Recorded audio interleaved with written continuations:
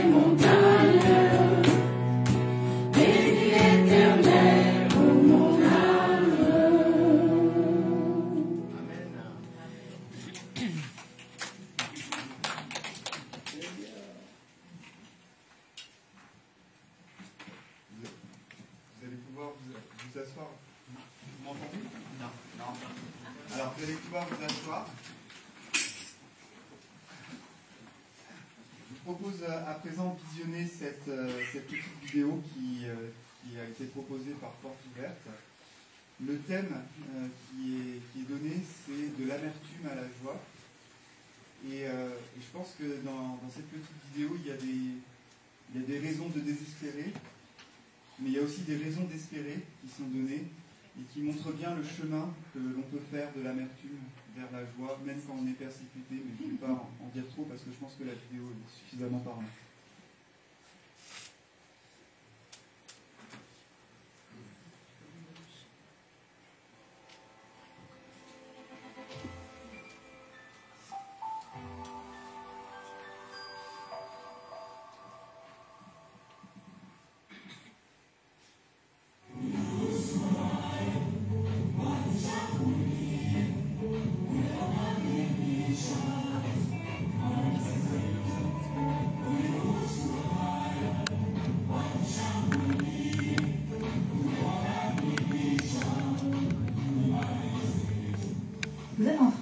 Des chrétiens célébrer un culte à Dieu dans leur église, en République démocratique du Congo, début 2023. Mais il ne s'agit pas de n'importe quelle assemblée. En effet, quelques semaines plus tôt, un attentat à la bombe dans cette même église a fait 17 morts. Ce que vous voyez est leur premier culte après l'attaque.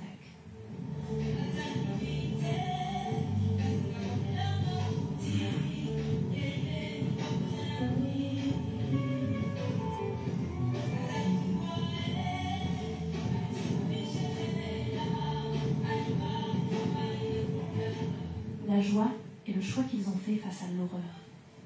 En effet, c'est loin d'être la première attaque de ce type. Dans de nombreuses régions d'Afrique subsaharienne, les chrétiens subissent la violence, les meurtres, les enlèvements, les viols. Tout ça de la part d'extrémistes qui, s'ils ne peuvent empêcher les chrétiens d'adorer Jésus, sont alors résolus à les exterminer.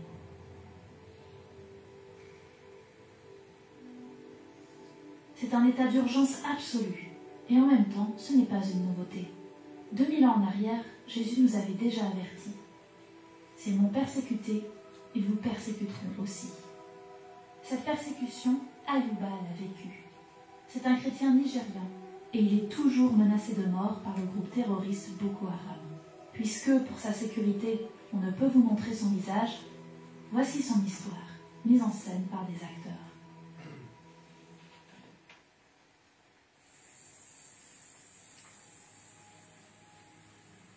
En pleine nuit, nous avons entendu un premier tir.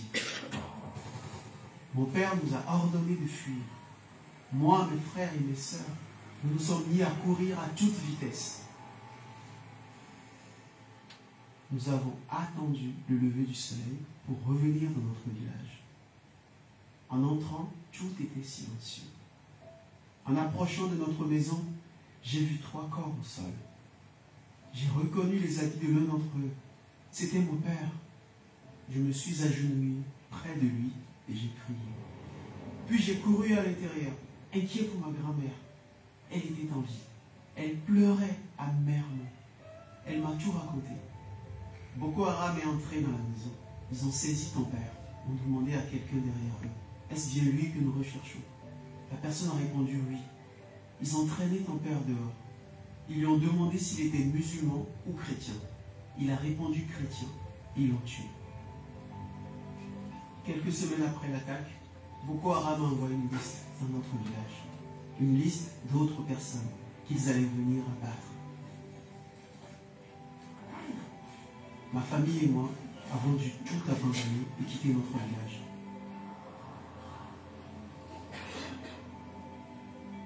J'étais rempli de colère et de haine. J'en voulais à Dieu. J'étais résolu à venger la mort de mon père. Ayuba voulait se venger de l'homme qui avait dénoncé son père quand Boko Haram a attaqué. Portes Ouvertes l'a invité, lui et ses frères et sœurs, dans un centre d'aide post-traumatique pour qu'ils puissent y recevoir soins et conseils.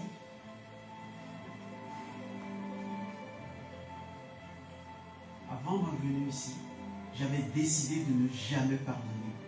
J'étais obsédé par la vengeance. Mais maintenant, j'ai trouvé la paix et l'espoir. J'ai appris à pardonner, à tout laisser au pied de la croix. Et si un jour, je dois être tué comme mon père, qu'il en soit ainsi.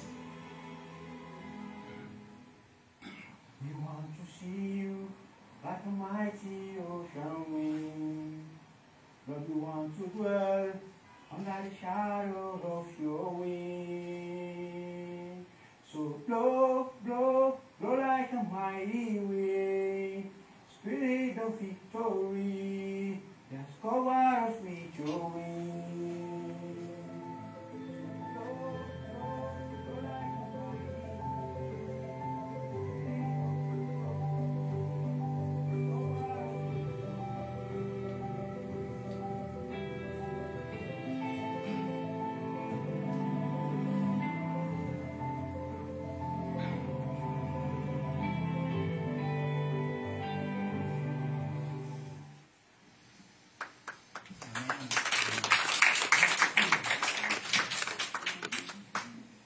Je pense que comme moi, vous avez pu être touché par l'histoire de ce jeune homme et ce chant de louange, à la fin, malgré les épreuves qu'il a traversées.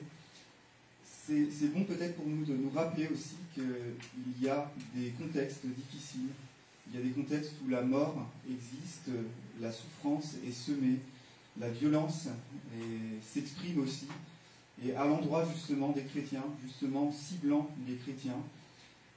C'est pas une violence aveugle, on peut penser quand même qu'il y a des forces hostiles qui sont aussi derrière tout cela. Mais il y a cette espérance qui transparaît dans le témoignage de ce jeune homme, et cette espérance qui transparaît aussi dans la Bible, dans la parole qui nous est donnée.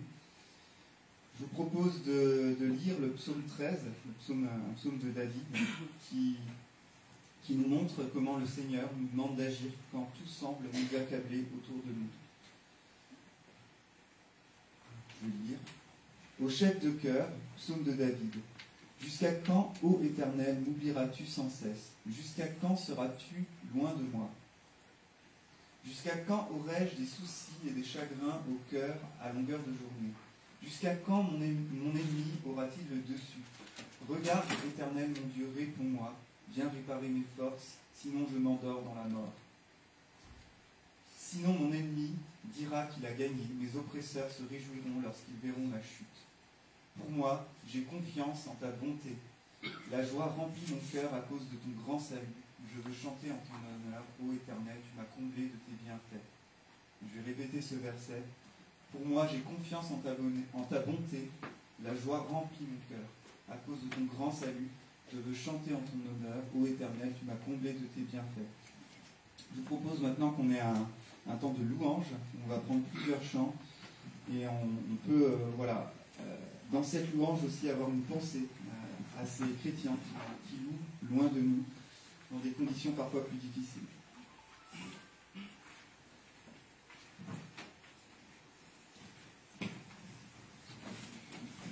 Alors, deuxième chant qu'on ne connaît pas forcément très bien, avec questions-réponses. Donc, soit vous faites les questions, soit vous faites les réponses. Normalement, c'est les hommes qui font les questions et les femmes qui font les réponses. Mais bon, voilà. On va déjà essayer de le chanter. Ça sera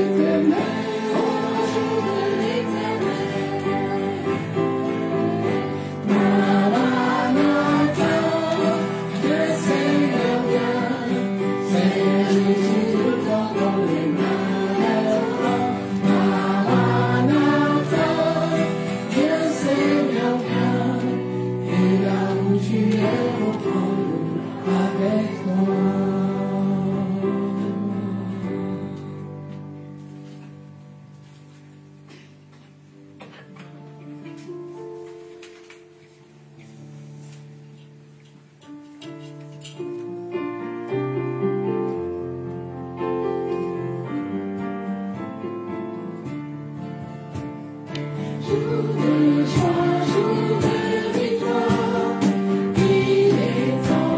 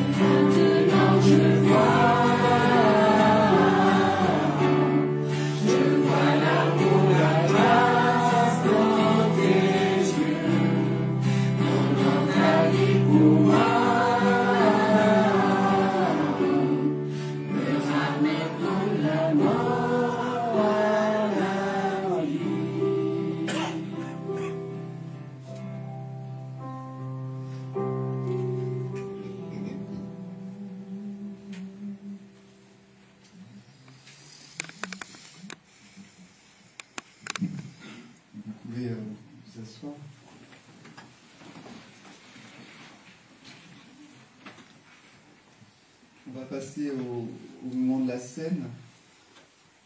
Je crois qu'Elcio a peut-être invité 2 personnes dont je ne connais pas l'identité à m'aider pour le moment de la Sainte Seine. Je les en remercie. Et je vais lire dans 2 Corinthiens, donc dans une lettre de Paul, 2 Corinthiens 12, verset 9. Voilà ce qui est dit. Dieu m'a dit, ma grâce te suffit, car ma puissance s'accomplit dans la faiblesse. Je me glorifierai donc bien plus volontiers de mes faiblesses, afin que la puissance de Christ repose sur moi. Et c'est vrai que le moment de la scène, c'est le moment où on pense, où on se rappelle que Jésus a été envoyé par son Père. Jésus, pourtant fidèle à son Père, a été persécuté, qu'il a été jusqu'à endurer à la croix une souffrance incomparable, une souffrance physique, une souffrance psychologique, une souffrance spirituelle, qu'il a porté le poids de nos péchés. Et de cette amertume, de cette coupe amère, il vient une grande joie, celle de la victoire sur le péché, la victoire acquise de manière sûre et définitive. Je vais demander à Daniel et Ad, ou aux deux, de prier, puis on va faire passer le pain, le jus de raisin qui symbolise le vin, le sang de Christ. Et voilà, si vous êtes convaincus de tout cela, si vous êtes convaincus que Jésus s'est sacrifié pour vous, si vous voulez l'affirmer, vous pouvez prendre ces symboles en mémoire de cela. Seigneur, nous voulons te remercier parce que ce pain et ce vin nous rappellent, comme Joël vient de nous le souligner encore une fois, le sacrifice que tu as accompli à la croix du Calvaire, où ton corps a été brisé, a été maltraité et tué sur la croix, parce que c'était aussi ton plan, le plan de Dieu pour notre salut. Porte le poids de nos péchés sur le bois, et ça nous rappelle vraiment ce que tu as enduré pour nous. Et nous voulons prendre ce pain et ce vin, nous rappelant ce que tu as fait pour nous, la souffrance que tu as subie. Seigneur, merci parce que tu n'es pas resté aussi sur la croix. Tu as porté le poids de nos péchés, mais tu es aussi ressuscité 3 jours après, dans ta gloire. Et c'est pourquoi tu peux nous donner aussi la vie éternelle. Merci Seigneur pour ton sacrifice qui nous donne le salut. À toi la gloire. Amen. Merci Seigneur pour ce moment que tu nous as donné aujourd'hui. Merci parce que ces symboles nous rappellent que tu as été persécuté et tu étais allé jusqu'à la mort sur la croix pour verser ton sang, pour nous laver de nos péchés et aussi pour remettre encore en sacrifice pour nous. Nous pensons aussi Seigneur actuellement aux gens qui sont persécutés, nous prions pour eux aussi, que tu les accompagnes et surtout que tu les fortifies. Et si cela nous arrivera aussi un jour en tant que chrétiens, que nous témoignons jusqu'à la fin et que nous soyons tes témoins et que nous ne témoignons pas, mais que nous savons que c'est toi, Seigneur Jésus, qui nous a promis la vie éternelle. Donc, accompagne-nous, Seigneur, et fortifie contre toutes les épreuves que nous passons ou nous passons. Oui, Seigneur. Merci encore pour ce pain et ce jus de raisin. Ça nous apporte aussi que ça soit vraiment un témoin pour nous tous que tu es là et tu nous assistes. Et nous savons que tu es encore, Seigneur. Merci encore. Amen. Amen. Nous pouvons continuer à prier simplement, librement pendant que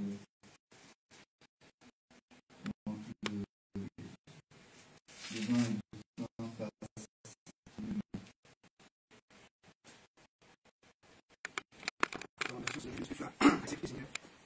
Et fais la volonté du Père. Parfois dans nos vies c'est difficile d'accepter et de faire la volonté du Père. Et pourtant tu nous dis ma grâce te suffit. Seigneur, apprends-nous à accepter ta volonté et à marcher. C'est alors que tu vas remplir nos cœurs, Seigneur, tu vas nous faire avancer, tu vas nous faire découvrir des choses nouvelles. Seigneur, merci pour ta mort à la croix. Merci pour ce sacrifice. Merci parce que nous sommes tous des pécheurs. Mais Seigneur, Dieu nous voit juste en Jésus-Christ. Merci de nous aider à marcher dans la sainteté, Seigneur. Nous voulons avoir une pensée aussi pour ceux qui passent dans ces nombreux pays par des difficultés terribles jusqu'à la mort. Seigneur, nous n'en sommes pas là encore. Et nous avons peine à réaliser toutes ces choses. Et nous voulons te bénir, Seigneur, parce que tu es notre Dieu. Et tu répands ton esprit sur toute la terre. Et partout où il y a quelqu'un qui t'appartient, tu es là. Amen. Seigneur, merci pour ce magnifique témoignage de ces gens qui chantent juste après avoir reconstruit leur église. Mais les gens qui sont morts, eux, ils sont restés loin d'eux. Ils étaient séparés jusqu'à ce que tu reviennes et que tu redonnes la vie à nous tous qui croyons en toi. Mais c'est un temps difficile, ce temps de séparation. Et combien c'est un témoignage magnifique de les voir tenir le coup et chanter tes louanges malgré tout. Aussi pour cet homme dont la famille a été persécutée. Je sais que j'ai lu son témoignage, qu'il est devenu quelqu'un de grand et qu'il a œuvré pour la paix entre les différentes ethnies. Et Seigneur, parfois tu utilises les épreuves les plus dures de nos vies pour faire les choses les plus belles par la suite. Seigneur, nous ne désirons pas souffrir, mais ce sont des choses qui arrivent dans nos vies. Nous ne savons pas de quoi demain est fait, mais toi tu sais. Aide-nous, Seigneur, à tenir le coup. Merci pour tes promesses qui nous disent que tu essuieras toute larme de nos yeux un jour et que nous vivrons dans une paix éternelle, dans une communion éternelle avec toi. Seigneur, nous ne sommes pas capables d'envisager, en tout cas pour ma part, de tenir bon dans la persécution. Aujourd'hui, je me dis que je n'y arriverai pas. Mais Seigneur, tu nous donnes la force au moment venu de faire face à l'adversité. Je te prie pour toutes ces personnes, Seigneur, pour que tu les assistes au moment venu, par ton esprit, par ta grâce. Mais merci en tout cas pour ce sacrifice que toi, tu as fait pour nous, pour que nous puissions passer, comme on a chanté, de la mort à la vie. Amen.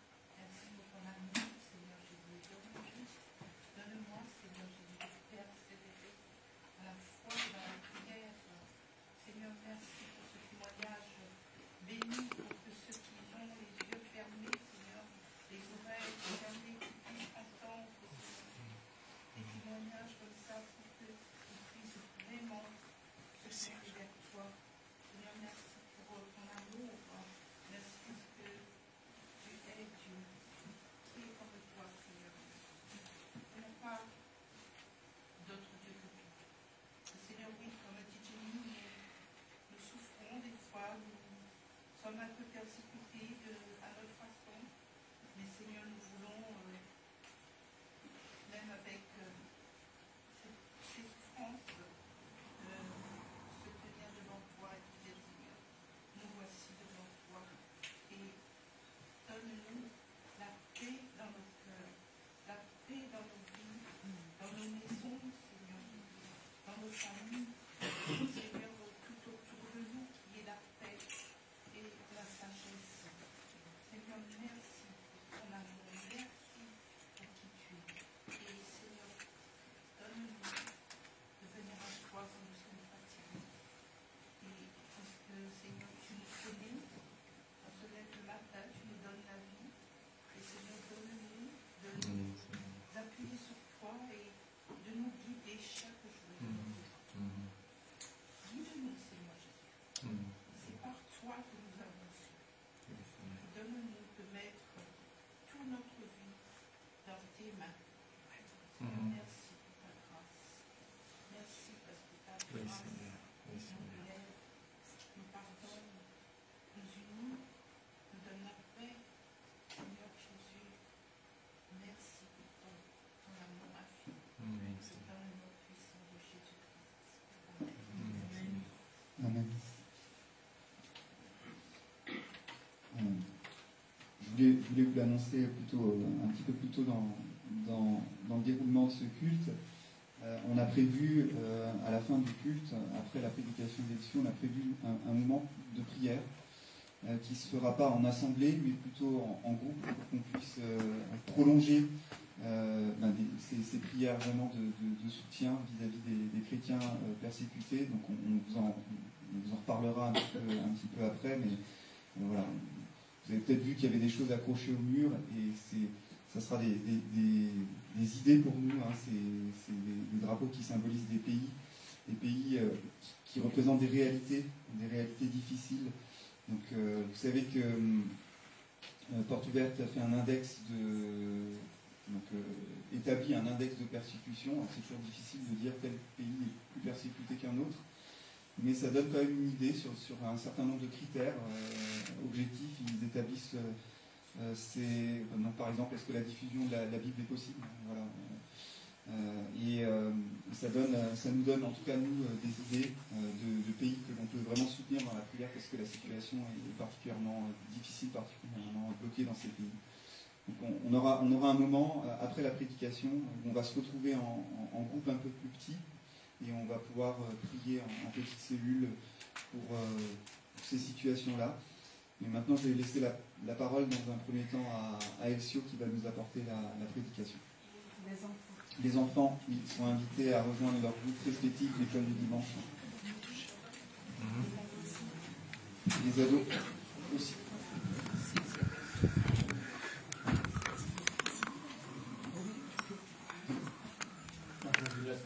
Partis, mais il y a beaucoup qui sont partis. Oh là là.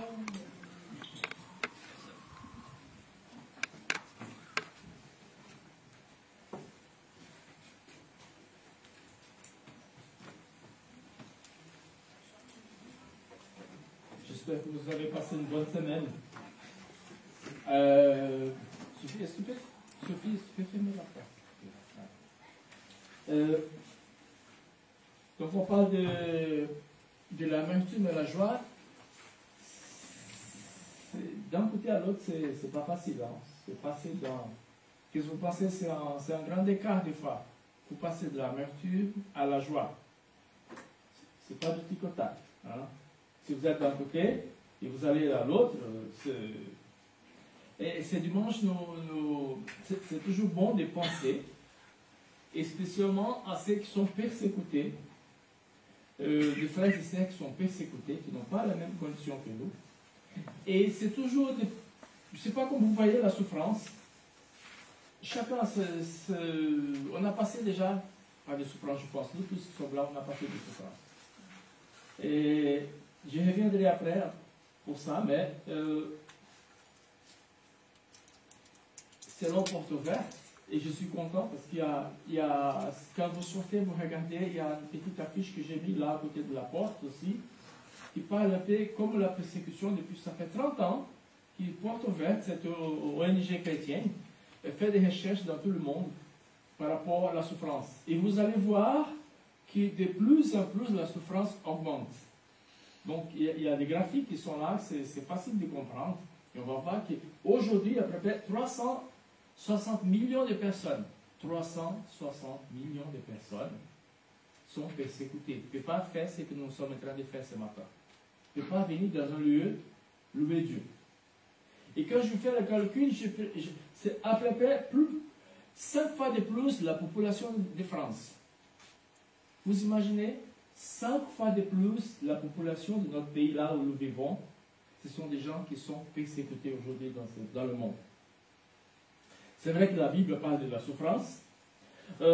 Beaucoup de gens qui ont souffert au nom de Dieu. Hein? Peut-être qu'on pouvait penser à Job. C'est le gars qui était là, peut-être vous le connaissez l'histoire, hein, qui a beaucoup souffert.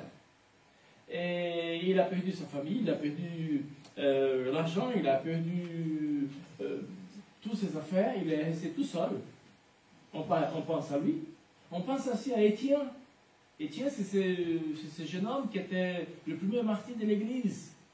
Quand on regarde Étienne, qui était le premier martyr, on pense à Paul, qui était battu plusieurs fois. On a déjà parlé ici. Des fois, on reprend ces exemples. Et la souffrance est à différents degrés. Différents degrés, différentes raisons aussi. Mais en fait, nous tous, nous sommes concernés par la souffrance. Peut-être la perte d'un proche, peut-être une maladie, peut-être des conflits dans la propre famille, des choses qui sont impossibles à éviter, mais qui font partie de notre vie. On ne peut pas se passer. Si vous êtes bien, merci Seigneur.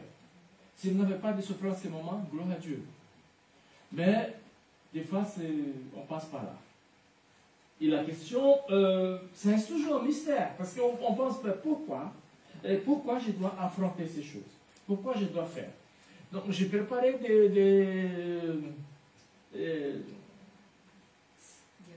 des diapos, mais je ne sais pas si ça va donner très bien. On a un petit souci avec nos... Donc, on va les changer, je pense que c'est le bon moment. On va les changer tous les systèmes de l'Église. Ça veut dire l'argent. Donc, je sais que ce n'est pas un souci pour nous. Hein. On a tous de l'argent, n'est-ce pas? Ouais, je sais, c'est bien ça. Donc, on va les changer, mais je pense que bientôt, on va tout changer, tous les systèmes. Pas mal de choses, ça va changer ici. Donc j'espère que ça va donner, sinon, ce n'est pas grave. Mais il y a 3 questions que je voudrais partager avec vous. Comment réagir face à la souffrance? Qu'est-ce que vous faites quand vous souffrez? Quand il y a la souffrance qui est là? Quelle attitude adopter lorsqu'elle se manifeste? Et comment ne pas sombrer dans l'amertume, la déception et le désespoir? Et je parlais de quelqu'un qui dit qu'un de ses enfants, il est un peu triste à ce moment et la maman disait que peut-être voilà, il va vers comment on appelle ça, que tu es un peu, tu déconnectes de tout, tu es un peu... Voilà, merci. Jean-Nicolas, bienvenue. C'est bien que tu vas. Donc la dépression. Donc la maman disait que peut-être sa fille, son fils va faire la dépression parce qu'on sait. Donc c'est une souffrance quelque part et comment on fait pour réagir? Et merci Seigneur parce que nous sommes des chrétiens. Hier j'ai vu mon fils André, on a discuté un peu et je dis, tu sais fiston, la chance que nous avons Christ dans notre vie. Et c'est ça qui va faire toute la différence. Nous avons le Seigneur de notre vie. Et quel que ce soit qui va se passer, on sait que le Seigneur sera là avec nous. Peut-être la réponse ne viendra pas de la façon que je pense, mais je sais que quelle que ce soit la réponse, le Seigneur ne change pas. Moi je change, vous changez, nous changeons, mais le Seigneur il est toujours le même. Il est toujours le même, il ne change pas. Donc, et là on va voir les psaumes que Joël a déjà lu, le psaume 13. Il a répété le verset 6, parce que c'est là, c'est toute la réponse de David. Et quand on voit l'histoire de ces psaumes, les gens disent que David était persécuté par Saul, le roi, et il va se cacher, et il sait que Saul veut vraiment le tuer, il lui fait du mal. Il dit, mais je n'ai rien fait. Pourquoi il essaie de me tuer? Pourquoi il essaie de me faire du mal? Et là, il va écrire ces psaumes. Et ces psaumes vont nous donner des clés utiles pour exprimer notre souffrance. De ne pas laisser l'amertume s'installer et recevoir de la joie et la grâce de notre Seigneur. Amen. Donc la souffrance fait partie de nous, c'est vrai. La souffrance, elle est là, mais ce qui fait la différence entre nous et les autres, c'est que nous avons le Seigneur, et avec le Seigneur, on peut toujours la gérer. Donc c'est un peu mauvais, mais ça va changer. Donc, c'est les questions qui sont là. Et je voudrais revenir au psaume 13. Donc, j'ai pris la version 21 et on va relire le psaume 13. Ou peut-être quelqu'un, peut-être ça ne va pas. Ouais. Est-ce que vous pouvez le lire? Peut-être c'est un peu petit, mais. Jusqu'à quand, Éternel, m'oublieras-tu sans cesse? Jusqu'à quand me cacheras-tu ton visage? Jusqu'à quand aurai-je des soucis dans mon âme et chaque jour des chagrins dans mon cœur? Jusqu'à quand mon ennemi s'attaquera-t-il à moi? Regarde, réponds-moi, Éternel, mon Dieu. Donne la lumière à mes yeux, afin que je ne m'endorme pas du soleil de la mort. En effet, mon ennemi pourrait dire, je l'ai vaincu, et mes adversaires se réjouir en me voyant ébranlé. Moi, j'ai confiance en ta bonté, j'ai de la joie dans le cœur à cause de ton salut. Je veux chanter en l'honneur de l'Éternel, car il m'a fait du bien. Amen. Amen. Oui, Seigneur, nous te louons, nous te remercions ce matin. Merci, Seigneur, parce que c'est vrai que la souffrance fait partie de notre vie, Seigneur. Et peut-être nous passons pour des moments difficiles, compliqués. Mais nous voulons, Seigneur, faire comme David. Aide-nous, Seigneur, à surmonter, Seigneur, ces moments, Seigneur, de souffrance. Merci pour ces chrétiens persécutés qui nous montrent, Seigneur, que c'est possible Là où tout est compliqué, Seigneur, avec toi, il y a toujours une sortie, il y a toujours un espoir. Et c'est pour ça, Seigneur, que nous nous prosternons devant toi ce matin. Aide-nous à le faire, Père, ici à Châteauroux, là où nous sommes, Père. Au nom de Jésus, Seigneur. Amen. Amen. Amen. Jusqu'à quand, Seigneur? C'est la question. Donc, David, il va exprimer sa plainte. Est-ce que vous avez déjà fait ça? Mais pourquoi moi, Seigneur? C'est pas possible. Encore? Non.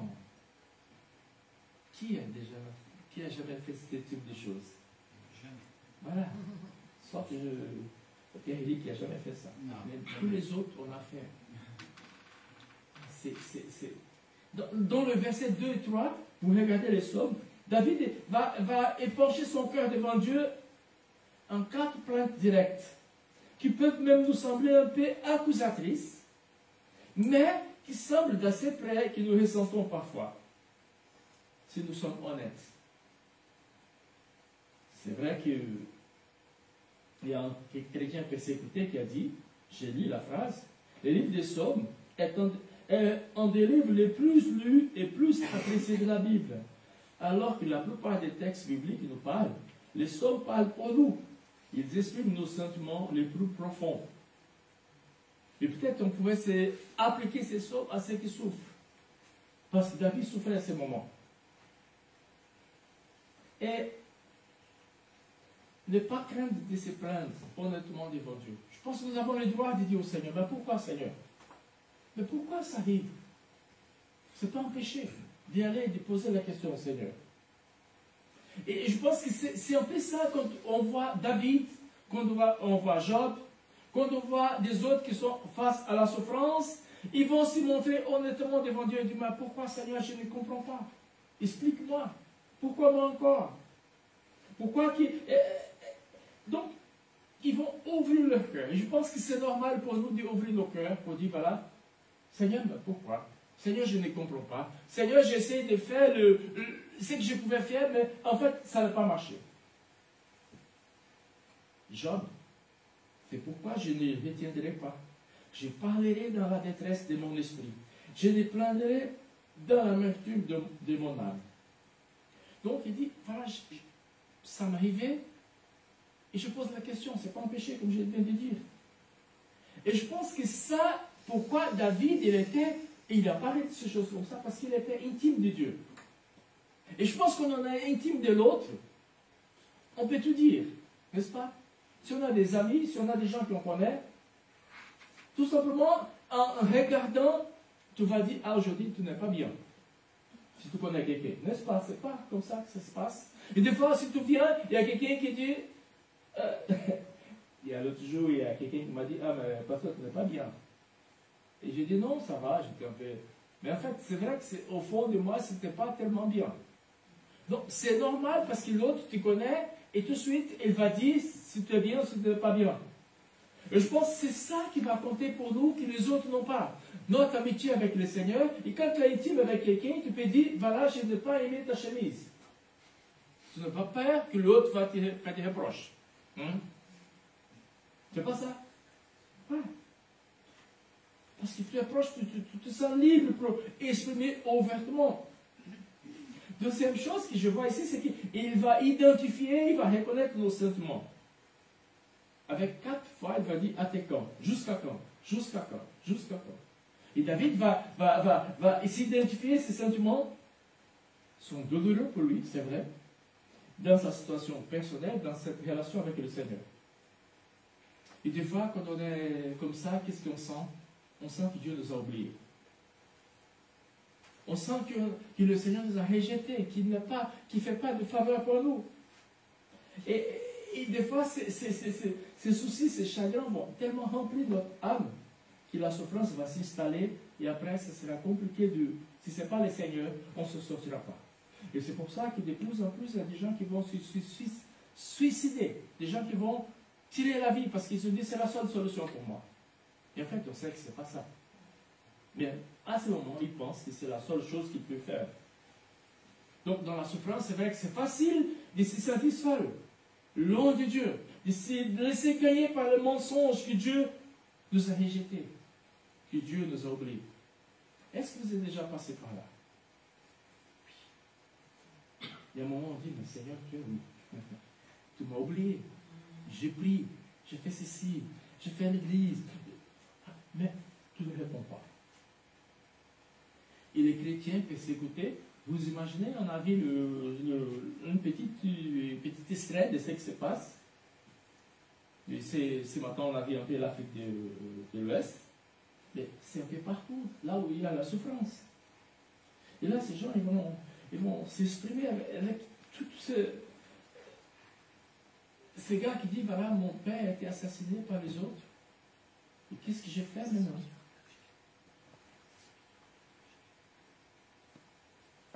Une autre chose que je vois, c'est qu'éviter les cercles vicieux de la souffrance et de l'amertume. Si on garde pour nous, on va s'enfoncer de plus en plus. Et on ne va pas assumer voilà, que j'ai des plans de Dieu dans ma vie. Et cette amertume va rester dans notre cœur. Et cette amertume va produire des fruits de colère, d'insatisfaction, de conflits avec les autres, qui vont nous conduire davantage à perpétuer la souffrance. Il y a un verset hébreu, chapitre 12, verset 15, qui dit « Veillez à ce que personne ne se prive de la grâce de Dieu, c'est qu'aucune racine d'amertume produisant des rejetons, ne cause de trouble, et que beaucoup ne soient infectés. » Donc, il dit, fais attention. Ça fait partie de la vie, mais ne pas continuer à nutrir, à donner des forces pour que ces choses puissent s'enraciner dans notre vie, et là, ça va faire mal. Comme David et Job, n'oublions pas que nous avons un Dieu d'amour. Et c'est ça que j'ai dit, c'est quelle chance d'amour infini, toujours prêt à nous écouter. Soyons transparents. Si vous avez des soucis, allez vers les Seigneur. Dites-les, je ne suis pas content, je ne comprends pas. Mais lorsque nous exprimons notre souffrance dans la prière, il y a quelque chose qui va se passer. Il y a quelque chose qui va établir une relation avec le Seigneur et qui peut nous donner. Des fois, la souffrance ne va jamais partir. Hein? Des fois, on sera toujours dans la souffrance, mais on a la paix, on a la tranquillité. Je sais que la souffrance est là, mais le Seigneur est avec moi. Et lui, il est plus fort. Deuxième chose qu'on voit dans le texte, c'est « Regarde, réponds-moi ». Nous attendons le secours qui vient de Dieu. Dans cette deuxième partie de Somme, David va quitter l'exercice de la plante pour entrer dans une phase plus active. La demande, l'expression de ses besoins. Qui cherche avant tout, c'est la présence de Dieu lui-même. C'est ce qu'il lui exprime devant Dieu en regardant, il va dire, c'est le verset 4. On peut presque l'entendre crier à l'Éternel pour attirer son regard et obtenir son attention. C'est pas ça comme moi, des fois, ça se passe avec nous. On crie, voilà, on crie. Ça fait mal. Et quelques-uns sont plus expressifs que les autres. Quelques-uns vont s'y fermer, mais des autres qui vont montrer des larmes, qui vont pleurer, qui vont... tout simplement parce qu'ils ont dit, Seigneur, je ne peux pas continuer. Donc mes larmes sont l'expression que, voilà, tu me connais, tu connais mon cœur. Ce désir d'aller, de chercher. Mais, c'est que c'est intéressant que les difficultés ne sont pas tout seuls. David, dans sa prière, il dit qu'il dépend du Seigneur. Il dépend du Seigneur. Il sait qu'il ne peut rien faire sans l'Éternel. J'ai besoin de toi, dit David. Sans ton intervention, je resterai dans la souffrance et à merci de mes adversaires. Donc je répète encore ce que j'ai déjà dit. Merci parce que nous avons le Seigneur. Merci parce qu'il nous entend. Il nous a créés depuis petit. La Bible dit que quand j'étais au ventre de ma maman, il savait déjà qui j'allais devenir. Il savait quel chemin je devais partir dans la vie. Il était là pour moi. Il était là pour nous. Il est là pour nous. Et c'est ça, des fois, c'est le danger qu'on ne peut pas s'en sortir. Et c'est pour ça qu'on essaye. Il y a des gens qui vont, la drogue, des autres choses, des addictions, ils ne vont pas jamais s'en sortir. Ils vont toujours s'enfoncer. Ce n'est pas notre cas. Demander l'aide de Dieu, c'est la priorité pour nous. Sa présence est indispensable dans notre quotidien. C'est pour ça que j'ai dit, on ne vient pas à l'église qui est au dimanche. On n'est pas chrétien qui est du dimanche. On est chrétien tous les jours. On est chrétien dans toutes les situations, de toutes les difficultés, tous les problèmes. On est chrétien. On fait confiance au Seigneur. Dis Seigneur, donne-moi, montre-moi, donne-moi, éclaire, donne-moi, faites venir la lumière dans cette situation. Et après, poser des questions, aller vers le Seigneur. David, il va demander, Seigneur, donne-moi la lumière à mes yeux. Donc, plusieurs idées sont là, et je voudrais assez vite lire pour vous. La lumière, c'est un moyen de discerner la main de Dieu. Les yeux sont considérés comme le reflet de l'âme. Et c'est intéressant quand l'apôtre Paul va dire aux Éphésiens, il dit, j'ai pris que Dieu de notre Seigneur Jésus-Christ, le Père de gloire, vous donne un esprit de sagesse, de révélation, qui vous le fasse connaître. J'ai pris qu'il illumine les yeux de votre cœur, pour que vous sachiez quelle est l'espérance qui s'attache à son appel, quelle est la richesse de son glorieux héritage au milieu des saints, et quelle est l'infinie grandeur de sa puissance qui se manifeste avec efficacité par le pouvoir de sa force envers nous qui croyons. Ephésiens 1, 17 et 19. Ce matin, nous sommes encouragés à demander au Seigneur, aide-nous Seigneur. Peut-être notre souffrance n'a rien à voir avec ce que nous allons voir. Peut-être notre souffrance n'a rien à voir avec le sujet de prière qu'on va prier tout à l'heure. Mais nous souffrons quand même. Donc, il ne faut pas rester là. Il faut bouger. Il faut faire quelque chose. Des fois, quand je vois ce type de témoignage, des fois, quand je suis là dans cette réflexion de ceux qui sont persécutés, franchement, j'ai honte de moi-même. Parce que j'ai tout ici. J'ai ma femme, mes enfants. Jusqu'à présent, dans ma vie, je n'ai jamais dormi à l'extérieur. Voilà, je n'ai jamais me senti attaqué ou détruit mon église. Toutes ces choses-là. Et je dis, des fois, je ne viens pas. Des fois, je ne prends pas le courage. Des fois, je suis paresseux. Des fois, Et quand je vois ces gens-là, et cette histoire Cette semaine, j'ai discuté avec un pasteur, il dit tout ça, et nous sommes à alerte 4, quelque chose comme ça. Donc, les vigilants, tu dois faire attention. Chez nous, à l'église, on fouille, si on voit quelqu'un qui vient un peu bizarre, on doit le fouiller.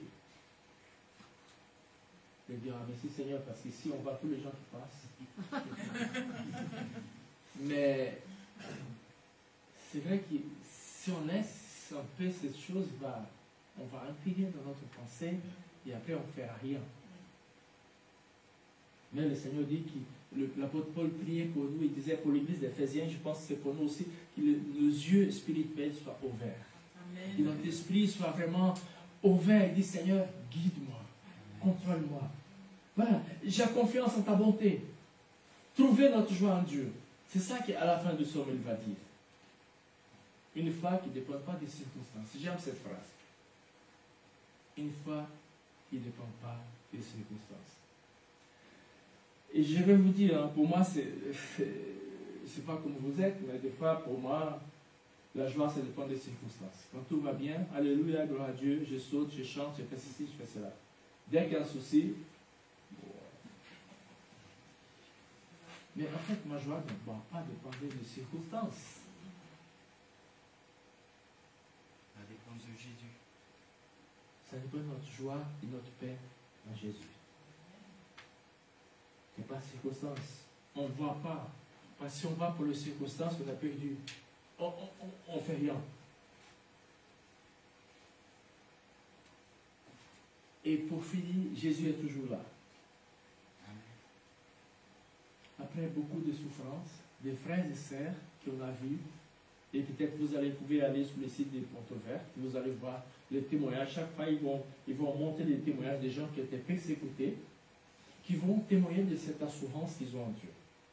Cette assurance qui vont passer par toutes les épreuves. C'est vrai que c'est un procès de guérison. Je pense que pour nous aussi, ici, peut-être si vous avez des soucis, il y a un procès de guérison. Pour quelques-uns, c'est comme ça, le tic-au-tac. Les autres, ça prend du temps pour guérir, pour aller. Mais, comme je disais tout à l'heure, heureusement, nous avons le Seigneur pour surmonter, qui peut nous surmonter à toutes ces frustrations. Donc, pour finir déjà, tout ce qui compte, c'est réellement ce qui donne la valeur à nos vies, ce qui peut nous aider à dépasser la souffrance et la joie, c'est l'amour de Dieu. C'est l'amour de Dieu pour notre prochain, l'amour de Dieu pour nos frères et sœurs. Donc, je voulais vous encourager ce matin. On va prendre un temps de prière, je vais laisser Joël venir. Donc, j'ai mis des drapeaux de quelques pays qui sont très, très, très compliqués. La Corée du Nord, je pense c'est la Somalie, voilà, la Libye, l'Érythrée, le Nigeria. Donc, je laisse Joël, il viendra. Et je voudrais qu'on puisse vraiment garder ces sommes de notre cœur. Et on doit encourager les autres. Sortons de cette salle avec cette conviction que le Seigneur a, qu'il va toujours nous garder, nous protéger, mais en même temps, que pendant ces temps qu'on est là, tout est bien pour nous. Il y a beaucoup de gens qui souffrent. Il y a beaucoup de gens. Mais ce qui est intéressant, qu'ils ne vont jamais lâcher. Ils vont continuer à danser. Ils vont continuer à louer Dieu. Ils vont continuer à prier. Ils vont continuer à se soutenir en les autres. Et je voudrais finir avec ce verset de Philippiens 1, versets 12 et 14. Écoute ce qu'il dit l'apôtre Paul. Je désire que vous le sachiez. Ce qui m'est arrivé a plutôt contribué au progrès de l'évangile. En effet, dans toutes les prétoires et partout ailleurs, personne n'ignore que c'est pour Christ que je suis en prison. Et la plupart des frères et sœurs, encouragés de le Seigneur par mes chaînes, on n'a plus d'assurance pour annoncer sans crainte la parole. L'apôtre Paul, de la souffrance, dit, c'est pas grave. Je sais que le Seigneur est là et qu'il va continuer à nous aider. Que Dieu vous bénisse, que Dieu vous garde.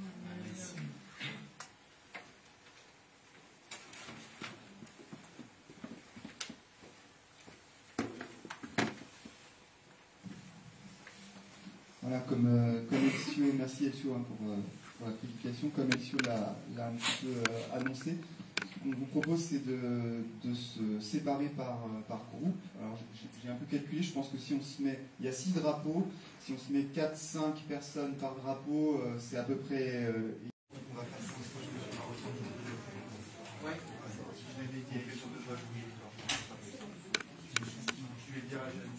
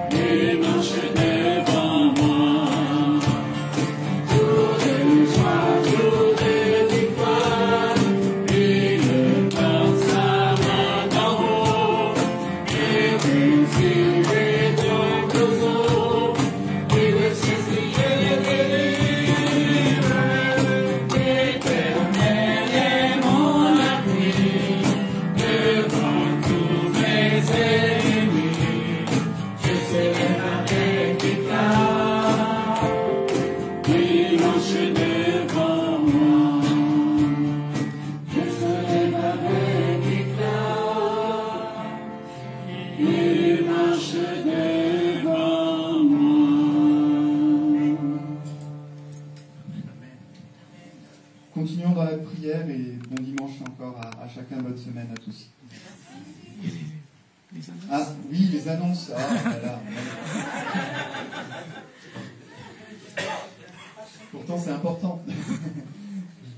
Non, on a terminé de chanter, par contre, oui. Quelques annonces. Alors, dimanche prochain, le culte, à 10h30 comme d'habitude. Il y a une collecte de Noël à laquelle s'associe l'association Kairos, qui est notre association d'église, association culturelle. Et à cet effet, il y a des grands bacs en carton qui ont été disposés. Alors, un au fond de la salle, il y en a un plus grand, je crois, encore à l'arrière, dans le couloir. Donc l'idée, c'est de pouvoir offrir des cadeaux qui vont être ensuite redistribués par une autre association dont j'ai oublié le nom, c'est la Pastorale des Migrants. La Pastorale des Migrants. Voilà.